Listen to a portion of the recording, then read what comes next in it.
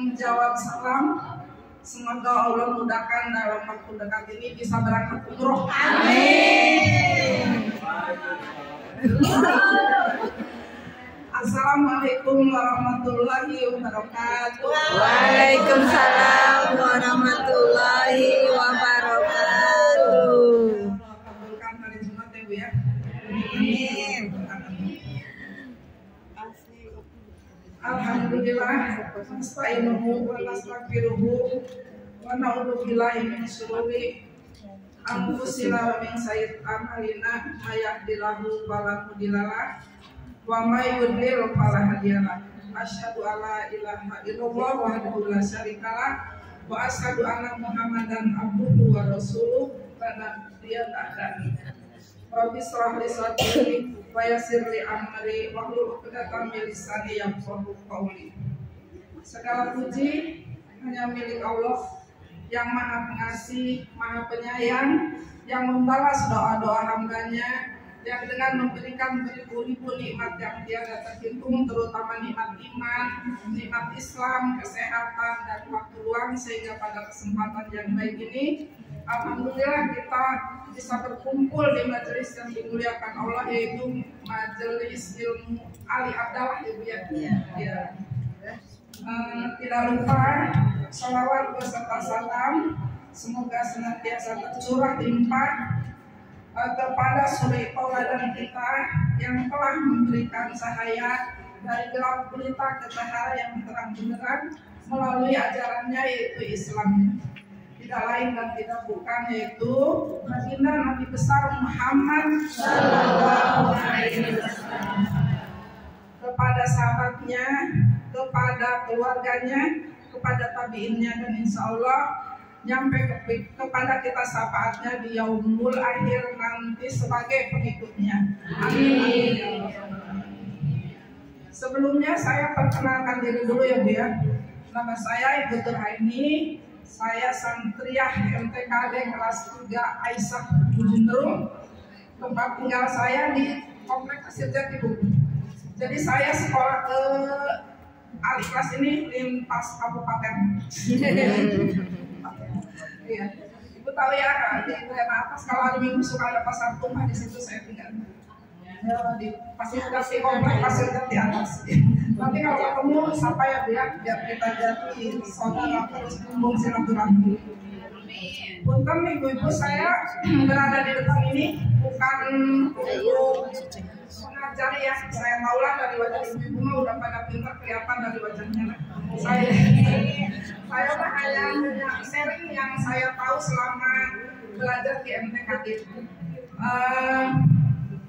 Jujur saya di sini berdiri hanya sebetulnya seperti yang tadi disampaikan Bapak Kepala Sekolah, hanya menggugurkan kewajiban saya sebagai santri MTKD, karena memang untuk lulus itu harus melalui jalur amaliyat tahfidz ini yang rata-rata ditakuti oleh santri Bu. Ini perjuangan terberat. Ada di sini juga sampai sayang sedikit lagi. Santri istiqomah. Istirahat. Baik Ibu, saya ada kabar gembira. Kabar gembira bagi orang yang suka mencari ilmu. Mereka akan dikasih jalan pintas menuju surga. Insya Allah ini ada sesuatu Bu. Kenapa kita harus pakai jalan lain kalau kita tahu bahwa ini adalah majelis ilmu ini akan menuju surga dengan jalan pintas Ibu ya. Hadisnya begini Bu. Waman salaka tariqan yaqmisu fihi ilman sahallahu lahu bihi tariqan ilal jannah. Artinya, barang siapa yang menempuh jalan untuk mencari ilmu, maka Allah mudahkan baginya jalan menuju surga. Surga loh, semua cita-cita kita pengennya ke surga ya. Itu kalau dinanti apa? Kalau dalamnya nanti kita di surga. Kayaknya kalau ada yang tidak mau tuh aneh gitu.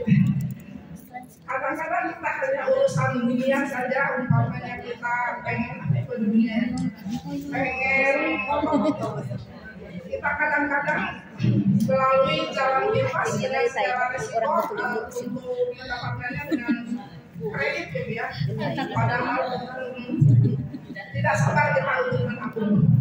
Itu urusan dunia kita dicapai dengan seperti itu, apalagi ini urusan akhirat. Kita hanya datang ke majelis ilmu untuk menuntutnya. Allah menjanjikan melalui Rasulnya bahwa kita akan dimasukkan ke surga Allah dengan jalan pintas. Amin ya Allah. Baik ibu-ibu, itu hanya sebagai motivasi ya untuk Bapak kita, semoga istiqomah dalam mencari ilmu. Amin. Takbir.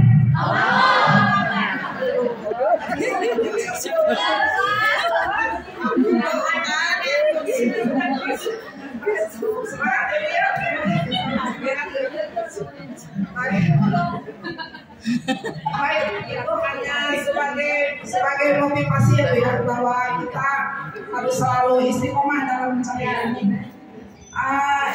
Adapun materi yang akan saya sampaikan seperti tadi sudah dijelaskan sama MC, saya akan coba bahas masalah hibah, waris dan wasiat. Kita melangkah ke hibah dulu ya. Hibah ini pengertian hibah ini yaitu memberikan sesuatu kepada orang lain tanpa imbalan. Sedangkan sedekah memberikan sesuatu kepada orang lain karena mengharapkan pahala di akhirat. Sedekah itu bisa diumpamakan kita memberikan infak kepada fakir miskin, tentu kita akan mengharapkan pahala dari Allah. Beda lagi dengan hadiah. Kalau hadiah itu memberikan sesuatu kepada orang lain untuk menghormati atau memuliakan orang itu. Contohnya seperti ada tetangga yang mungkin udah setua saya cucunya melahirkan cucunya, kita berikan hadiah ya Bu. Jadi sifatnya itu untuk menghormati atau menyenangkan orang lain. Itu jadi oleh karena itu setiap sedekah dan hadiah itu hibah, dan tidak setiap hibah itu sedekah atau hadiah. Begitu ya Bu pengertiannya. Nah ini dasar hukumnya ada Bu di surat Al-Baqarah 177. Adapun dalam hukum perdatanya itu ada di pasal 1666 itu di hukum perdata. Karena kita mau jalur cepat ya, apa boleh panggas suratnya? Kalau saya mungkin tidak paham nanti. Jadi begini ya Bu ya, syarat hibah juga ternyata ada syaratnya ya. Jadi di sini tuh harus punya akalnya sehat dan sadar akan tindakan yang dilakukan. Jadi di poin 1 ini tidak ada unsur paksaan untuk melakukan hibah itu. Jangan sampai ada unsur paksaan dari pihak keluarga, orang tua itu tidak. Jadi tetap dia harus dalam akal sehat dan akan tindakan yang dilakukan. Yang kedua yaitu adanya takabul atau serah terima. Ini jelas Bu ya, karena dalam ini hibah ketiga unsur ini, hibah, wasiat dan waris ini sebetulnya ini adalah bahasan mengenai perpindahan harta dari pemilik harta kepada penerima harta sebetulnya. Jadi yang tadi udah kedua ya, adanya takabul di sini supaya memperkuat bahwa harta ini telah berpindah dari pemilik harta ke penerima harta. Yang ketiga yaitu adil. Adil di sini Bu tidak yang lihat. Kalau adil di sini berarti adil itu berarti harus pemberian. Umpamanya orang tua ke anak itu tidak berarti harus si sulung, si bungsu itu tidak berarti harus sama, karena adil di sini itu artinya bisa menempatkan sesuatu pada tempatnya. Jadi ada kadang-kadang anak ada yang meminjam makan, ada yang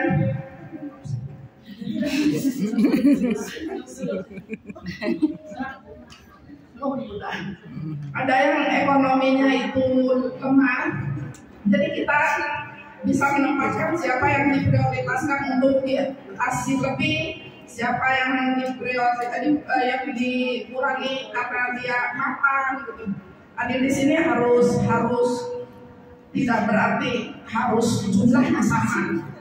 Yang kelima, saksi. Saksi di sini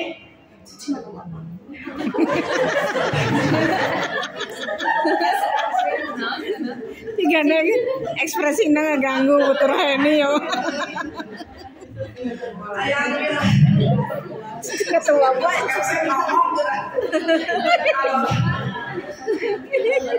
kalau saksi ini jelas ya berhubungannya saksi itu jadi orang sama itu juga untuk memperkuat bahwa telah terjadi perpindahan harta itu harus ada saksi, ada takabul untuk memperkuat. Hibah itu biasanya akan lebih kuat dengan adanya hitam di atas seperti itu biar tidak ada yang apa ya, waris itu diminta kembali. Jadi harus hitam di atas seperti betul-betul jadi kuat, akan kuat. Nah, kita ini hibah ini bisa ditinjau dari 4 unsur. Yang pertama waktunya, yang kedua penerima hibahnya,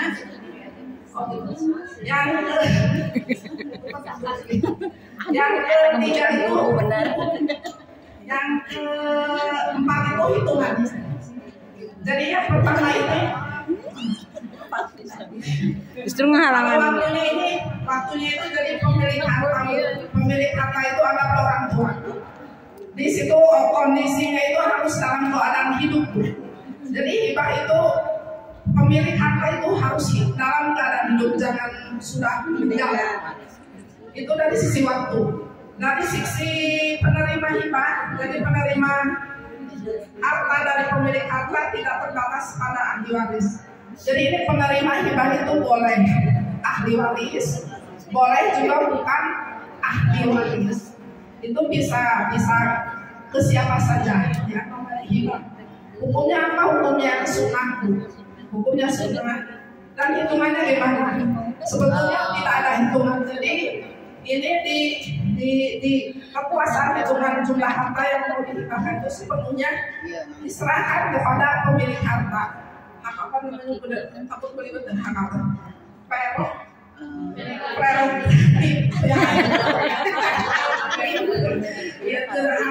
pemilik kuasa itu ada di pemilik harta orang tua. Jadi mau dikasihkan ke siapa enggak, yang penting ada tadi ada unsur adil, unsur apa, unsur itu dibuka.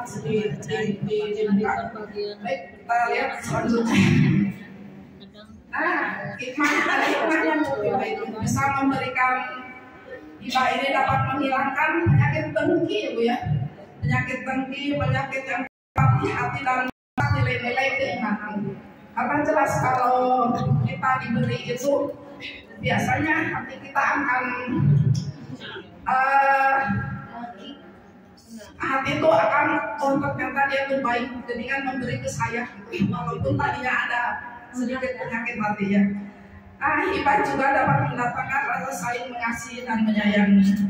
Karena hibah juga di sini termasuk hibah dan hadiah. Hibah atau hadiah dapat menghilangkan rasa dendam, itu udah pasti ya Bu ya. Jadi karena saling menyayangi, dendam juga pasti di hati sudah akan hilang.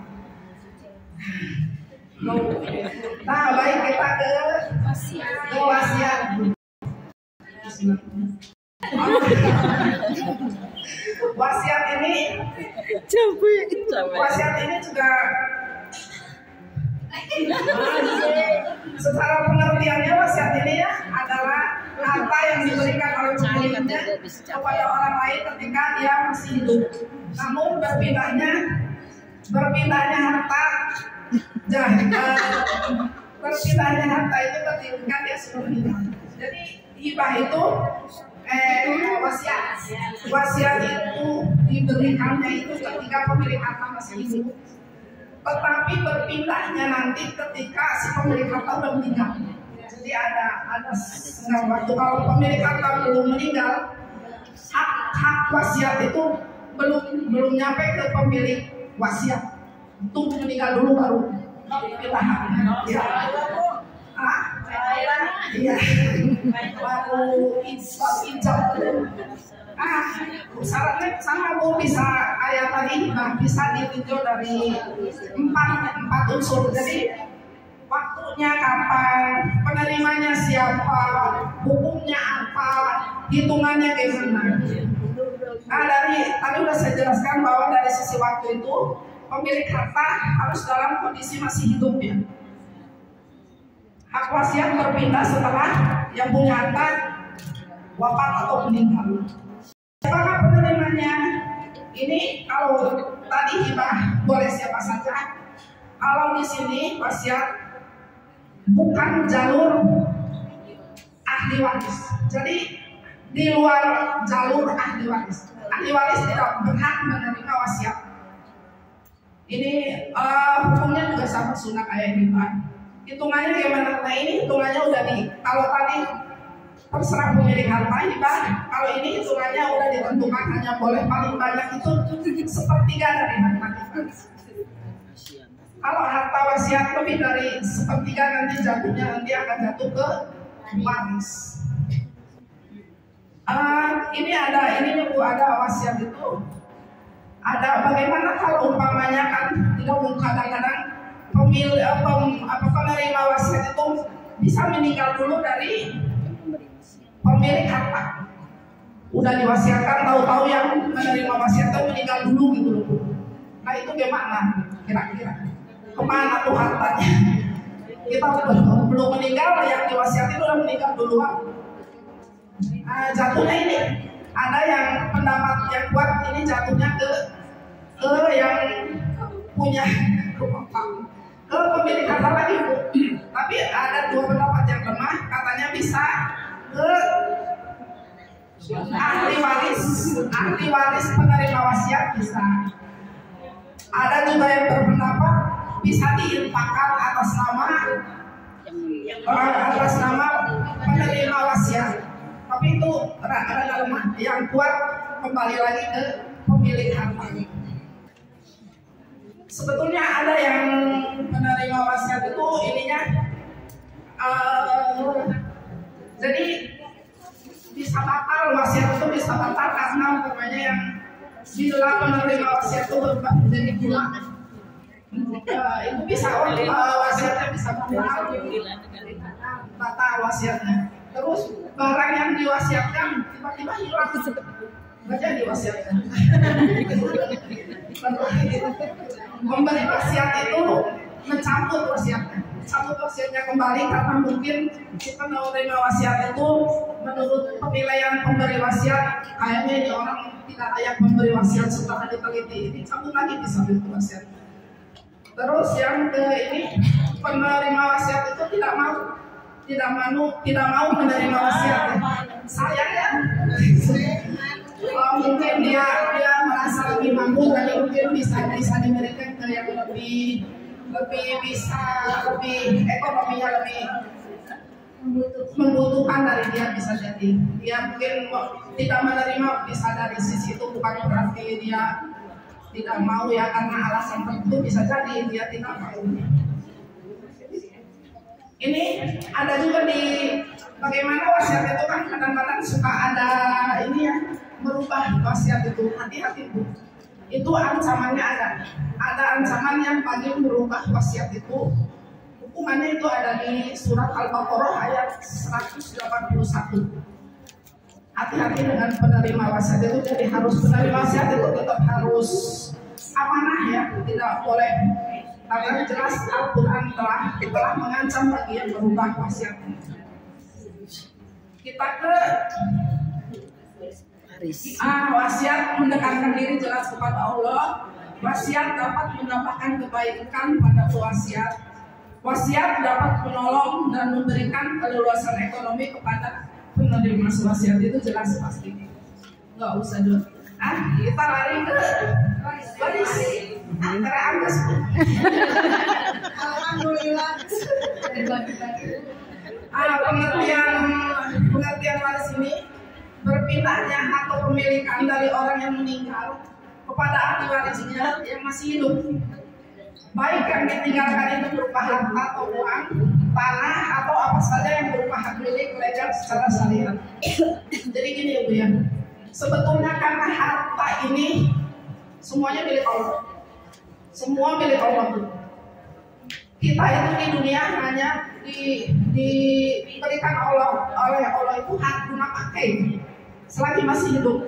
Jadi sebetulnya lewat jalur waris dan wasiat itu akan meraup pahala sebetulnya karena harta masih dipegang kita. Karena kalau pemilik harta udah meninggal, harta itu kembali ke Allah. Dibagikannya pun menurut ketentuan Allah. Jadi kita selagi masih ada kesempatan dipercaya Allah, bisa masih ada hak guna pakai.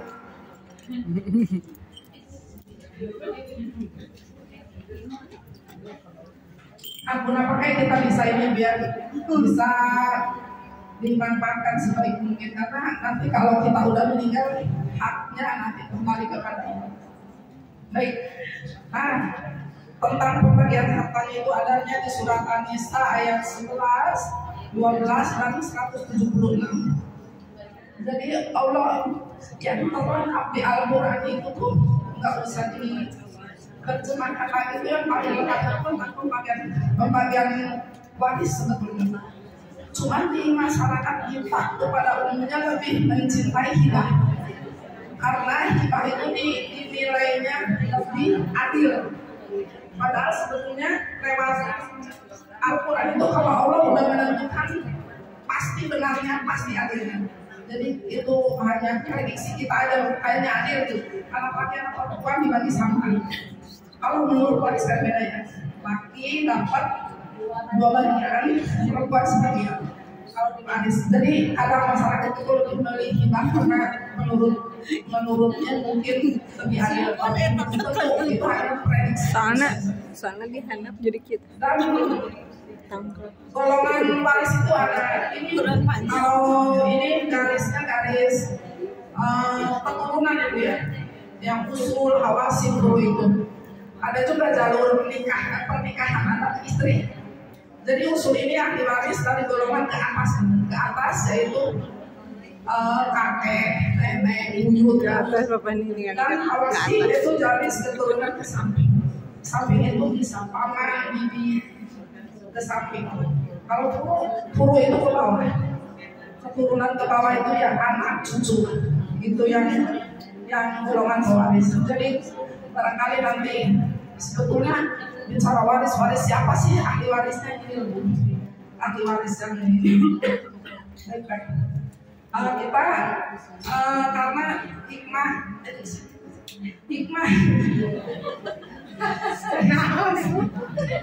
jadi untuk memperkuat hubungan kekerabatan itu ya adanya ini tuh adanya waris ini memperkuat hubungan kekerabatan dan kasih sayang yang bersifat tabiat. Jadi menghilangkan kesulitan yang berada dalam harta warisan yang seringkali terjadi di dalam harta warisan itu dan melepaskan rasa was-was yang muncul dari gangguan setan. Saya tuh banyak kasus yang berselangat Bu. Kadang-kadang gini Bu, dalam biasanya momen-momen lebaran gitu, pada mudik kan ya, pukul itu anaknya. Ayo naik teteh, siapa yang kita kumpul di rumah? Kumpul, ibunya bilang, mumpung ibu sarang bapak masih ayah kene umur, ayah nama dibagi waris, ayah nawe neng, ayah nawe ayah teteh. Kayak benar itu. Tapi ibunya kan masih ada, bapaknya masih ada. Waris sanes eta Bu. Sanes, katuna hibah eta ibu. Kan ayah kene ibu bapaknya. Terus ayah eta kadang putra. Mak, kata tapi bapak, ayo nawe lah dibagi waris masang bapak hidup kene. Padahal kata Ustadz ada yang bilang itu anak kurang ajar, mendoakan ibunya atau bapaknya meninggal dulu. Karena kalau bagi waris itu ibunya harus sudah nggak ada, bapaknya harus sudah nggak ada. Kira-kira begitu ya Bu ya. Sampai sini mudah-mudahan paham sedikit. Saya sebetulnya hanya mengupas laporan, perbedaannya aja, jadi nggak sampai ke dalam. Terus sebetulnya yang di Al-Baqarah tadi itu tentang waris kan ada ayat 11, 12, dan 176 ya. Itu kalau kita tarik persentasinya itu sebetulnya cuma ada 6. Cuman ada 1/4, 1/8, setengah, 2/3, 1/3, dan 1/6. Cuman yang pusing nanti peruntukan itu. Ini untuk siapa, ini untuk siapa gitu. Dan untuk memudahkan waris itu sebetulnya begitu salah satu dari suami atau istri meninggal segera dibagi. Jadi jangan nunggu bapak udah meninggal, nggak enak nanti imannya masih hidup, nanti lagi dibagi waris. Itu akan dipersulit kesananya. Jadi disunahkan sebaiknya kalau ada yang meninggal salah satu segera bagikan. Terus gimana katanya, saya kan cuma buka satu-satunya ini, masa dibagi dapur bagian si AA, kamar mandi bagian si Neng, ini bagian sini gitu, tidak gitu Bu. Jadi sebetulnya dibaginya itu berdasarkan persentase aja Bu. Makanya nanti kalau rumah ini laku, emak kebagian sini, emak kebanyakan emak itu kan ibu ya, ibu itu kebagiannya kalau punya berarti 1/8. Terus nanti anak laki-laki ya 2, anak perempuannya ya 2 bagian, anak perempuan 1 bagian. Jadi di situ kayak nanam saham, walaupun rumahnya tidak dijual, tapi kita ada saham di sini.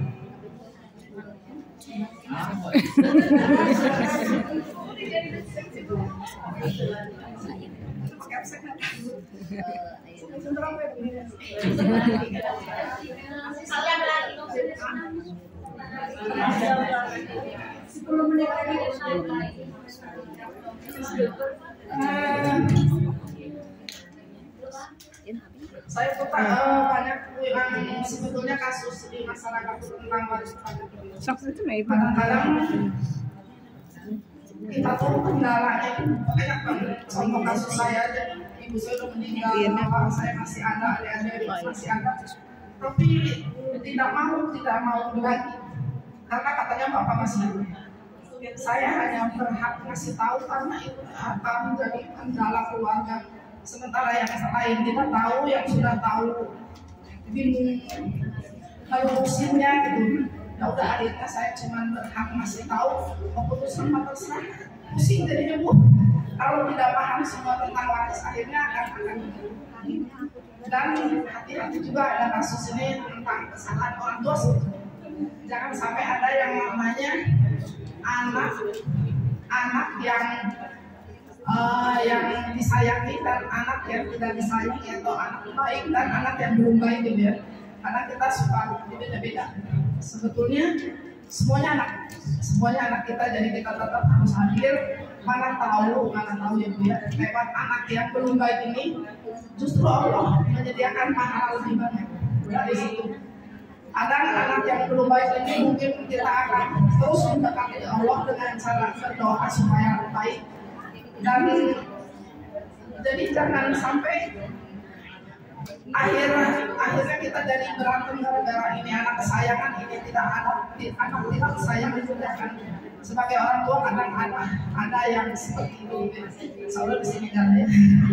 Walaupun anak belum baik, seorang nanti barangkali suatu waktu dia akan hijrah dan akan justru dia yang banyak dapat pahala dari dia.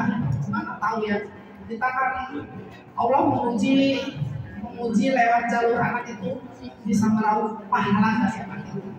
Jadi tetap anak jangan sampai di beda-bedakan, harus adil anak kita semua, anak kesayangan, anak tidak kesayangan. Kayak piring nak. Ibu katanya waktunya habis dan mungkin keterbatasan ilmu saya hanya bisa menyampaikan segitu ya Bu ya. Mudah-mudahan bermanfaat ya Bu ya. Saya hanya mengupas apa yang saja. Ini Bu ada sedikit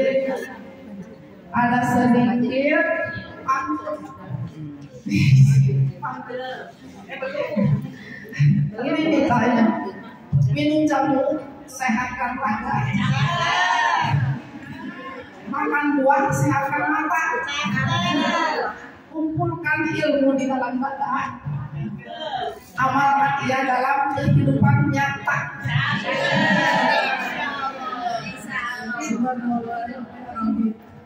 Baik Ibu, materi saya hanya segitu Bu, cuma mengupas kabarnya mungkin untuk lebih lanjut perlu yang ahli lagi tentang ilmu faraid ya Bu ya. Kita sekali-kali undang tentang ilmu faraid Bu, karena katanya ilmu yang akan dicabut duluan ilmu tentang faraid ini yang akan dicabut duluan dari baik Ibu. Dulu. Iya, tadi